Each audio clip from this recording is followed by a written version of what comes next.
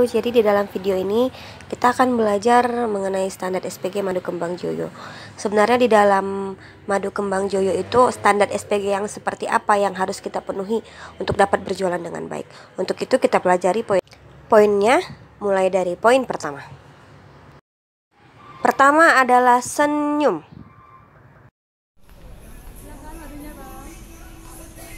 Jadi ketika kita standby di booth, hal utama yang harus kita lakukan yaitu senyum dan memanggil customer dengan penuh antusias.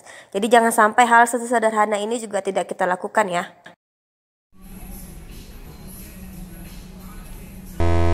Nah, jangan sampai begini ya teman-teman. Ketika standby, bersandar, merengut, melamun, dan cemberut. Kayak nungguin gaji yang tak kunjung tiba, padahal udah masuk dari tanggal 1, tapi nggak diinfoin aja sama Pak Randy. Jadi ketika kita berada di tempat kerja, marilah bekerja dengan hati gembira, dengan sepenuh hati dan dengan profesional. Biarlah masalah-masalah di rumah tetap tinggal di rumah, jangan dibawa-bawa ke tempat kerja. Dan masalah yang ada di tempat kerja silahkan lapor ke saya. Poin kedua yaitu ramah. Jadi ketika kita berhadapan dengan customer, cara ngomong harus diperhatikan ya. Ini adalah contoh yang benar ketika berbicara dengan customer. Nah, Orvesi ini Pak, kelebihannya dia udah lebih kayak enzim karena dia itu masa panennya lebih lama. Ada antibakterinya enggak? Madu itu pasti ada Pak antibakterinya. Sama kayak kemarin saya beli ini propoli. Ini harganya 210 ya Pak? Iya, enggak apa-apa. Jadi tadi kita udah lihat contoh yang benar berbicara kepada customer adalah seperti yang dilakukan oleh Tria. Ketika berbicara dengan customer sangat dianjurkan untuk memanggil sebutannya, apakah bapak, apakah ibu, apakah kakak, apakah abang. Jadi kita lebih dianjurkan untuk memanggil sebutannya, tujuannya untuk membangun hubungan antara kita dan customer agar customer semakin nyaman untuk bertanya kepada kita. Jadi saya harap setelah ada video ini nggak ada lagi yang ngomong ke customer dengan ketus, dengan jutek, dan dengan seadanya. Dan sangat saya anjurkan untuk memanggil calon customer dengan sebutan bapak atau ibu atau kakak atau abang ya. Itu karena itu terdengar lebih sopan dan membuat orang lebih nyaman. Oke, kita lanjut untuk poin 3. Poin yang ketiga itu adalah aktif. Jadi senyum dan ramah itu belum cukup ya. Kita juga harus dituntut untuk aktif. Aktifnya bagaimana? Aktif itu aktif menjelaskan tentang produkmu, apa yang kamu jual, menjelaskan tentang khasiat-khasiat produkmu, menjelaskan keunggulannya itu apa-apa aja, perbandingannya dengan brand-brand lain itu apa-apa aja, itu harus dijelaskan kepada customer. Jadi jangan malas ketika ada customer yang bertanya atau melihat-lihat booth kita harus aktif. Jadi ketika ada customer yang berdiri di depan booth atau nonton TV kita atau ngelihat rak kamu nggak boleh cuek. Ingat, kita harus aktif dalam menawarkan. Ini contoh yang salah ya teman-teman.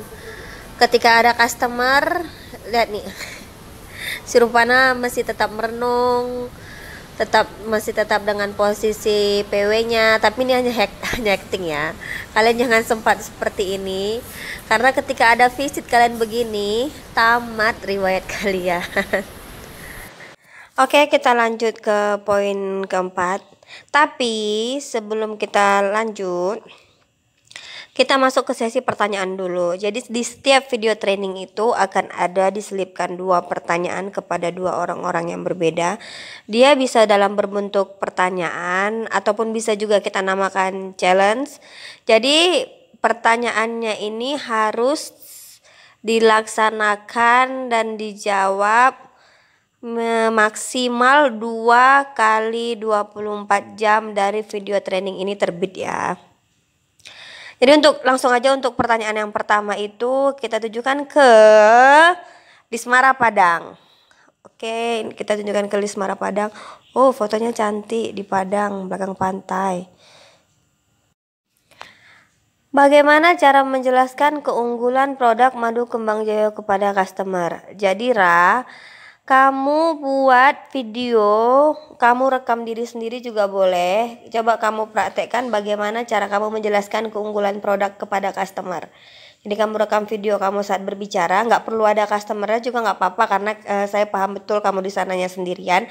Kamu rekam aja diri kamu bagaimana caramu berbicara ke customer untuk menjelaskan keunggulan produk kita. Jadi nanti videonya di-share juga ke sini. Oke, kita tunggu videonya ya, Ra. Oke, kita lanjut poin keempat yaitu konsisten. Jadi konsisten yang dimaksud di sini adalah ketika ada customer yang banyak tanya atau yang pertanyaannya mutar-mutar atau pertanyaan yang enggak sesuai dengan yang ada di hatimu, kamu harus tetap senyum, tetap ramah dan tetap aktif. Jadi jangan sampai sifat customer, cara bertanya customer, cara berbicara customer itu mempengaruhi standarmu. Contoh, kan ada customer yang kadang-kadang bertanya, ini beneran asli? Nggak disemutin, nggak palsu. Kadang-kadang mungkin ada rasa jengkel, ada rasa kesal dengan pertanyaan-pertanyaan yang nggak sesuai dengan hatimu. Tapi balik lagi yang poin 1 sampai poin ketiga, kita harus tetap dengan standar kita. Kita harus tetap konsisten dengan senyum kita, dengan ramah kita, dengan cara berbicara kita, dan dengan keaktifan kita. Atau ada customer yang udah bertanya lama, udah coba tester, udah tanya-tanya harga, tapi ujung-ujungnya dia berbicara seperti ini. Saya masih punya sih di rumah, stok juga masih banyak.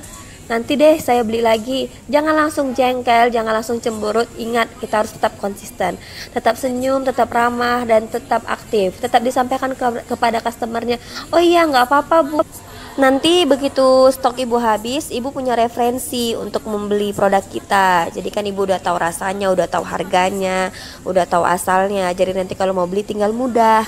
Jadi gitu, ingat ya, kita harus tetap konsisten dalam bekerja. Poin 1 sampai 3 nggak boleh tinggal dalam keadaan apapun dan di saat customernya seburuk apapun.